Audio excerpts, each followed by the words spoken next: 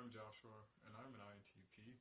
And first and foremost, I would like to say happy holidays, though holidays may not be the season for me, in which I enjoy the most in life, but I understand this is an important aspect of life and fulfillment for so many others, so it is with those thoughts that I say happy holidays to all of you.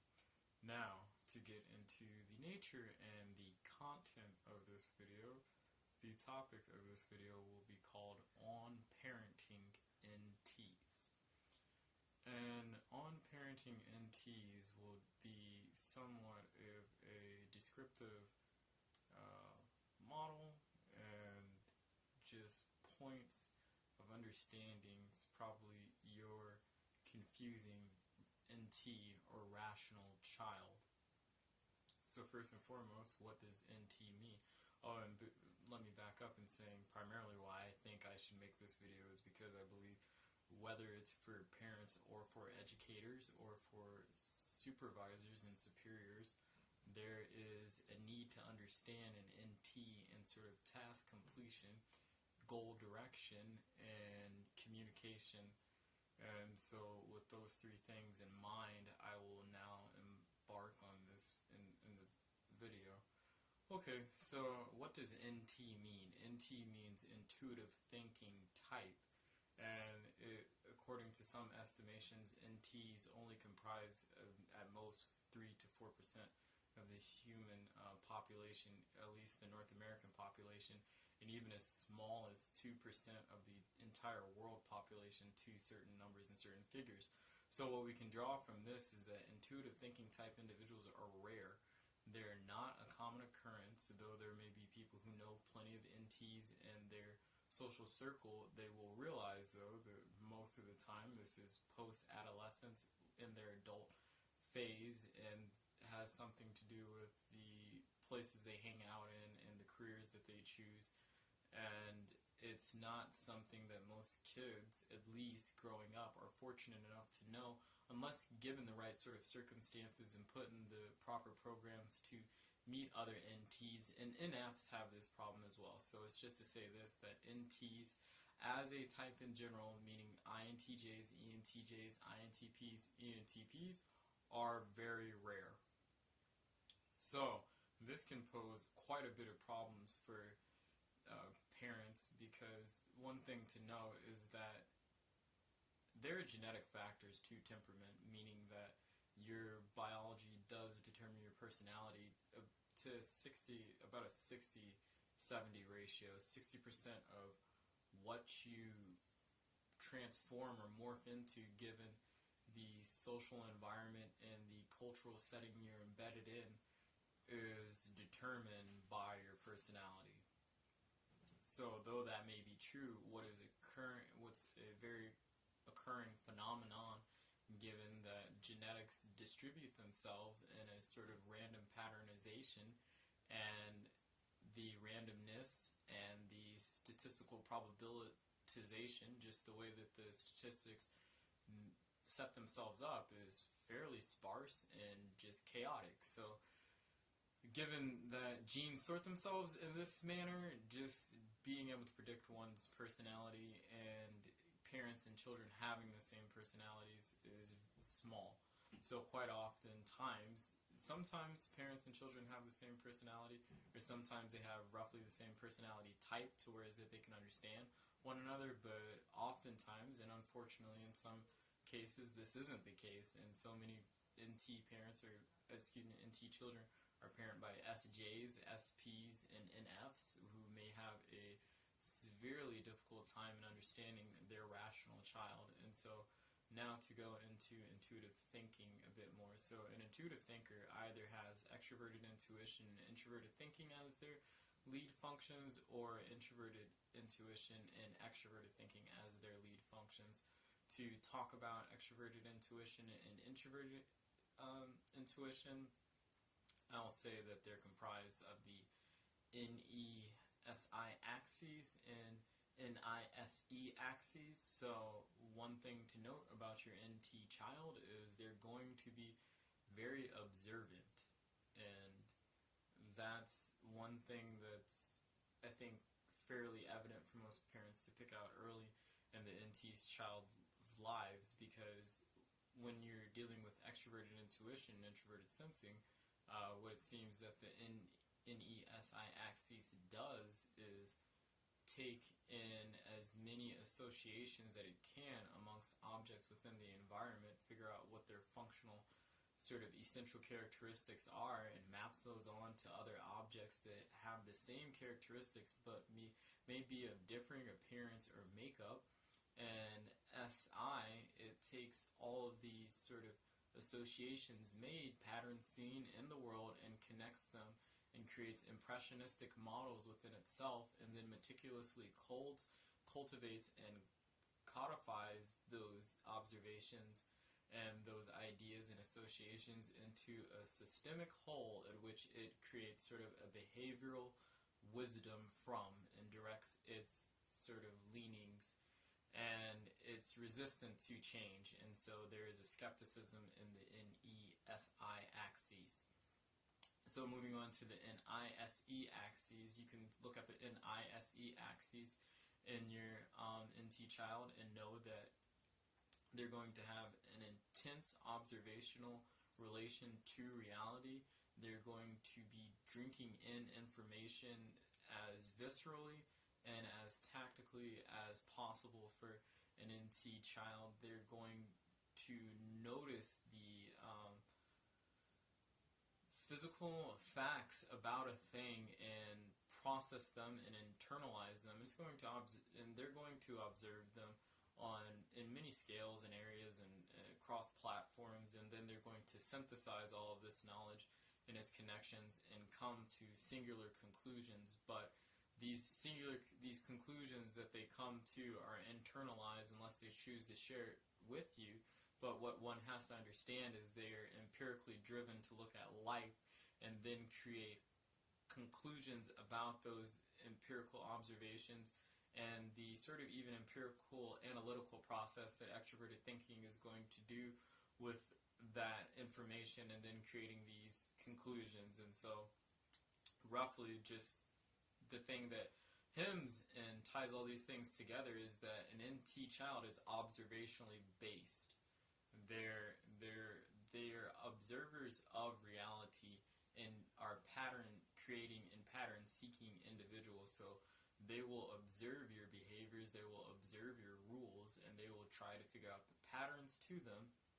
And then given their thinking functions, they're going to make judgments about them. So observation and judgments are something that is within all personality types, but you will not find a class of personalities that observes things, literally analyzes them, and make judgments on them as frequently, as thoughtfully, as stringently, and deliberatively as NTs do. And this can be somewhat intimidating for other types, even just from adult interaction. And so an adult with a child or an adult with a young NT, they may not be ready nor expecting this, but when moving on to the TEFI axis and the TIFE axes, what one has to understand is given FITE, the individual is concerned with their values, their wants, and their desires, and figuring out how to cultivate this system of values, wants, and desires. Not only how to cultivate them, but how to sort of base their actions upon them and drive themselves forward in the environment. They want to logically organize the environment and render it in a manner to where it makes it susceptible and malleable to their desires, their wants, and their values, whatever those things happen to be. So they're making logical conclusions about how things are structured and organized in the environment as a means to achieve what they want. For the FITE axes, it is the differences in nature or the differences in things that stand out. So they're very much concerned with individualization and maintaining their individual self. Moving on to the TIFE axes. When one looks at TIFE, it asks do I know and how can I best communicate it?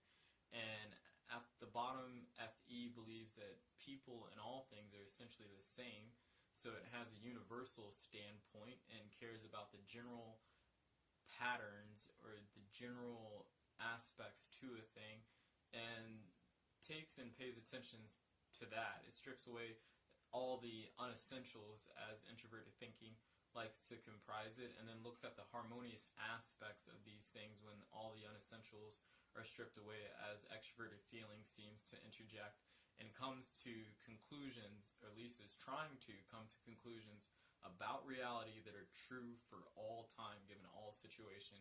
Introverted thinking and extroverted feeling try their best to do the omniscient imitation, as I like to call it, being all-knowing or all-thinking. So that's taking introverted thinking and extroverted intuition, understanding their axes and their relationship with one another. I think it's very, at least from my analysis, it's very clear to see how this will be a problemsome factor in NTs even being able to be motivated in some respects. And so a lot of times I think that what NT parents have a struggle with in their children is they want their NT child to do something, but they don't really know how to get them to do something, because it seems that what motivates the NT child is not the same thing that motivates all other kids. So you have SJs and they care about authority, you have SPs and they care about just their experiences and indulging in their romantic desires, though some would categorize this as licentiousness. It's not necessarily licentiousness, it's an indulgence in the romantic drive in some respects. And when I do a video on SPs, I'll explain that more. And in Fs, they care very much about meaning and the relation between the self and meaning in the environment. So it's just that all of those types, they seem to be outwardly motivated to some extent. Even the ENFP and the INFP being individuals, they do care tremendously about the external environment and their communal space. And NTs do too, but we just don't, our care and our concern for our communal space is not at all represented in the way that most other types represent it.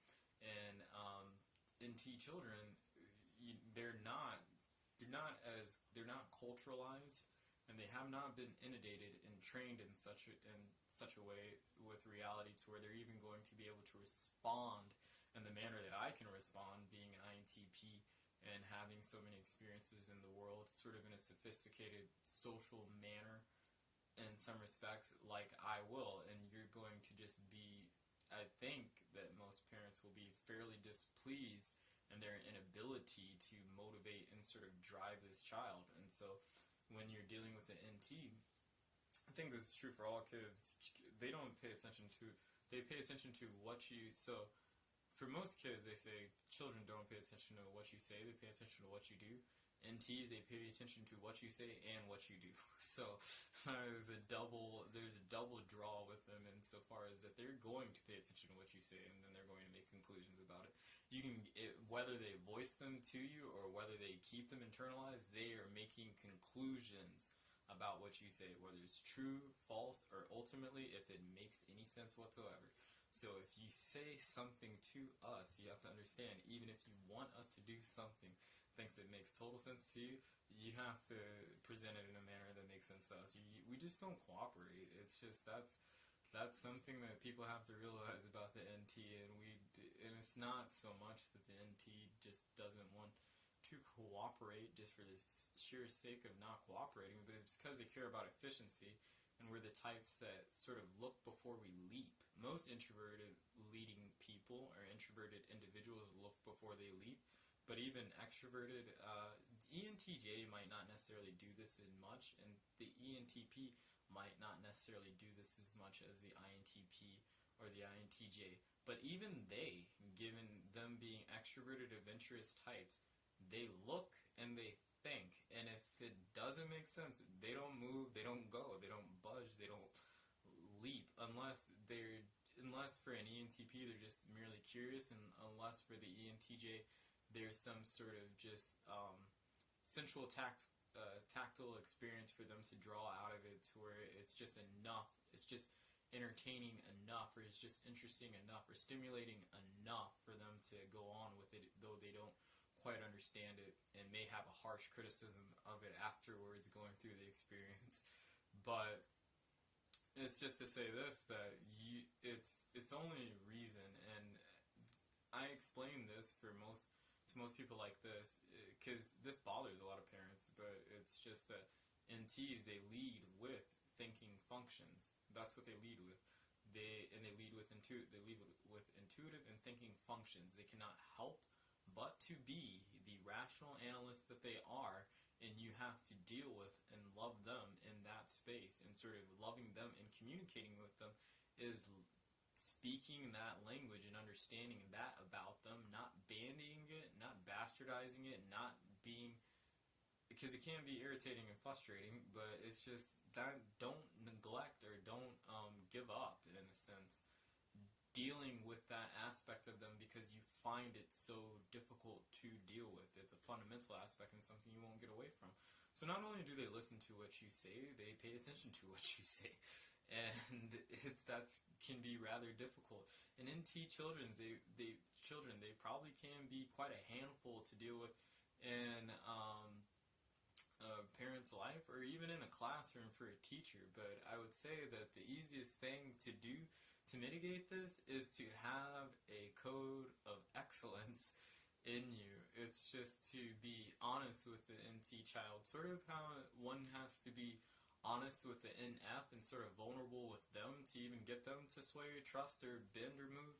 You have to be somewhat honest and vulnerable, but vulnerable in a rational sense, to where you just admit your errors and explain your errors too. Just, that may seem strange, but admitting errors to an NT and explaining even why you may have made that error sounds so much more better. It just sounds it's so palpable, it's so powerful, and sort of conveying that you're human, but conveying at the same time that you care about what the NT cares about, and that's things being right, in a sense. Being right, whether within the environment and the order of things, or right within the logical or thoughtful patterns that they care about. That's important to an NT, and it's not like even an NT child, it's not as if they don't understand people are human. They just come at the world fairly differently, and you have to engage them in that space or that plane, because it's just really unfair not to, because you're completely disavowing what it is they are, or who it is they are as a person, and that's not. If you know any country that wouldn't consider that child abuse to some extent, disavowing whether it be their emotional needs, their mental needs, or their nutritional needs, it's maladaptive creating, so it's malnutritious in some manner to disavow what you don't understand about a person, as particularly a child. And so it's just to say that it may be difficult, but explain yourself to the NT child, and even explain your errors and why you even thought to make them, and it's not going to elicit contempt from an NT. And even check NTs in their logic, an NT child, when you have a problem with something that they do, explain it to them rationally why it doesn't make sense, and they'll even appreciate that. They may not necessarily like it, but they'll certainly appreciate that.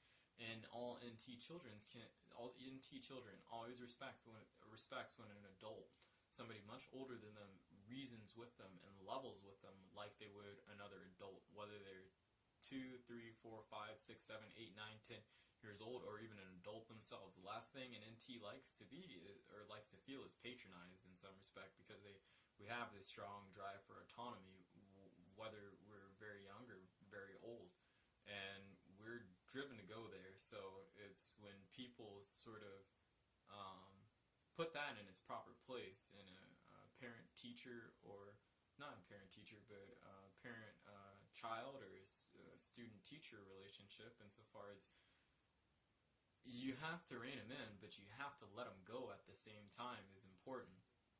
So which brings me to my next point, is that when you're dealing with tasks, you want them to do something, give them assignments, but you do not determine the means. Don't do that. Put the end in front of the NT, but don't put the mean, because NTs, quite honestly, we consistently discover new ends and we are constantly creating means. That's the point of our existence in some respects, is to understand systems, to deal with them, to create them, to fix them, to do all these things with systems.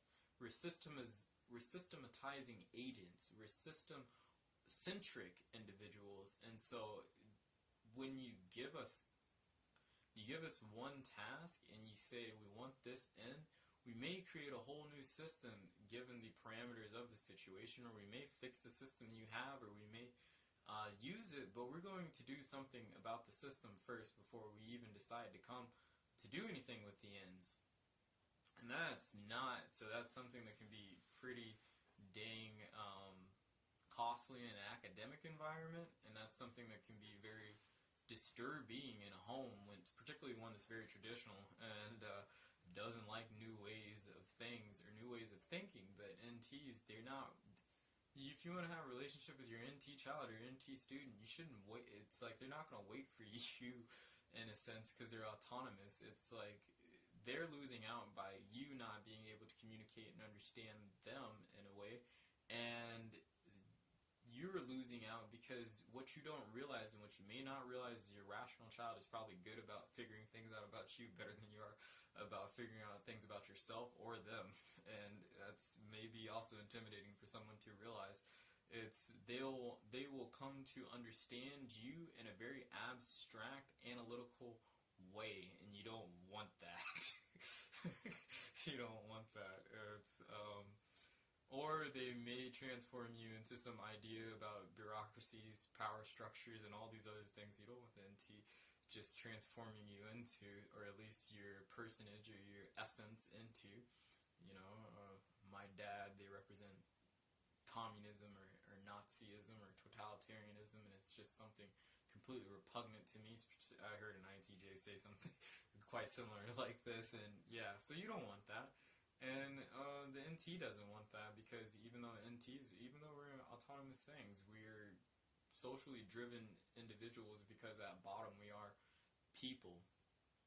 So when you're dealing with an NT child, whether it's in the classroom, particularly if they're highly intelligent. Now, I don't say that NTs are the smartest types merely because they're intuitive thinking types. I've posted several arguments. I've made a video, and I'm going to make another video, I think, because I've said this, but I don't know if it's necessarily the empirical evidence that I presented in those cases is strong enough for other individuals. But there are very strong reasons why I believe that the only thing that predicts or sort of determines one's IQ or intelligence quotient is their IQ, and that's it. Meaning that personality and IQ don't have a direct correlation with one another, insofar as they're not as tightly linked as most people would think. And there's quite a bit of nuance to that argument, so I will make that argument in another video and why I say that. But it's just to understand that, so an NT child, they're going to be quite observant and analytical. But also, if you have a very bright NT child, whether they're bright, gifted, or profoundly gifted, you really can't just tell them things and expect them to do it. And you cannot expect the means to remain the same. It's like if you want just a mere dominance hierarchy, insofar as that there's just this one binary relationship between dictator and dictum, and sort of the maintenance of systematic philosophy, rules, cohesion, procedural mandate, whatever. Just, you have to let that go with the NT child. They're just not going to.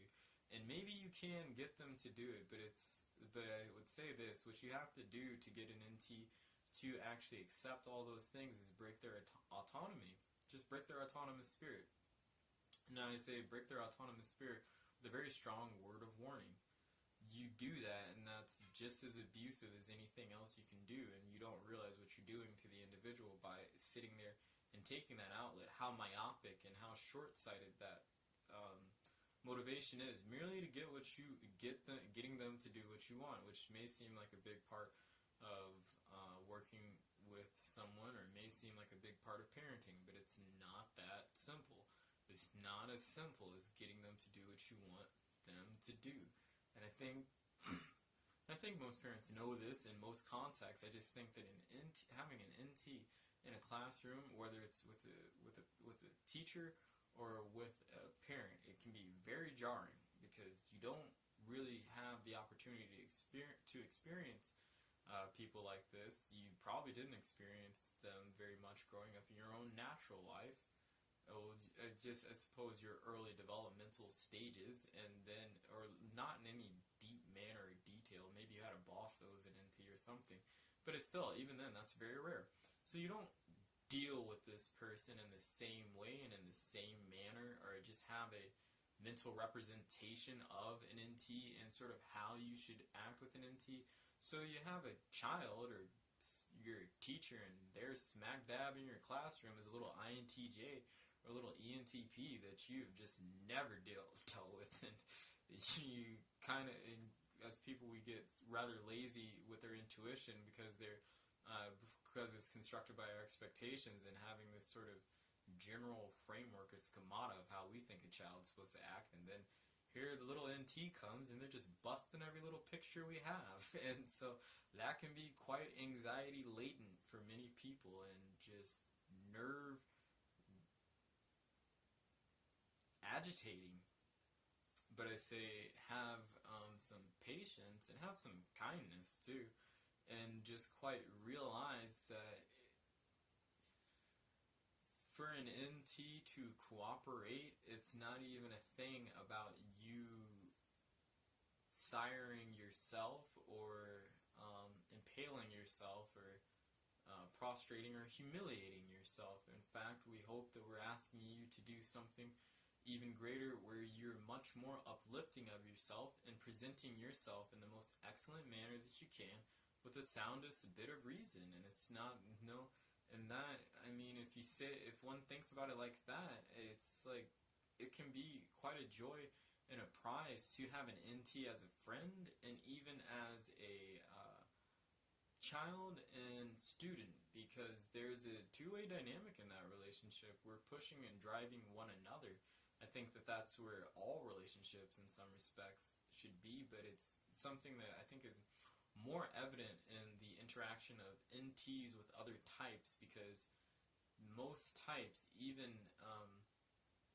other NTs, they're not driven to be autonomous as we're driven to be, and they're not observing and examining reality to the finest detail that we are doing, and they don't care about self-improvement, and they don't really, they do, but they just don't care about these things as strongly as the NT does, and they just don't make judgments as, I want to say, rigid and stringent as we do, which seems to be the type of judgments that really jar people more than other judgments outside from the hyper-emotionalized and sort of deep penetrating ones that NFs make, because they can wreck your personal image in a second if you make them angry. But no, it's just to say that there can be quite a bit of sparks and tension and dynamics in working with them. But it's just to say that they're people too, and they're children too, so deal with them accordingly. But it's always, I think, it's why I think even as a child I got along better with ENFPs and INFPs, because they handle people as individuals, and it's better to handle the NT as an individual, even if it's an INTP or an ENTP, and they care about sort of the communal harmony. They even consider themselves first as individuals, and all NTs start as individuals and not categories, not like most people would think. You can have a POW in your troop, and they may very well know that they're a soldier, but they're who they are, and they think they are who they are first before they are anything else. I say this all the time. I'm somebody who does mathematics. I'm somebody who does physics, but I'm me. That's the NT way, sort of their Tao, and it's something they come equipped with from the very early stages of life. And yeah, so that's what I would say. But this video with NTs and parents, or NTs and students, is mainly about just being able to communicate with them in order for, just in a practical scope, as in you want them to do something, you want to motivate them. You let them motivate themselves, you explain things to them, and you let them decide what the means are going to be. You just provide them with the end. And so, with that said, I hope the video was helpful and insightful. Thank you.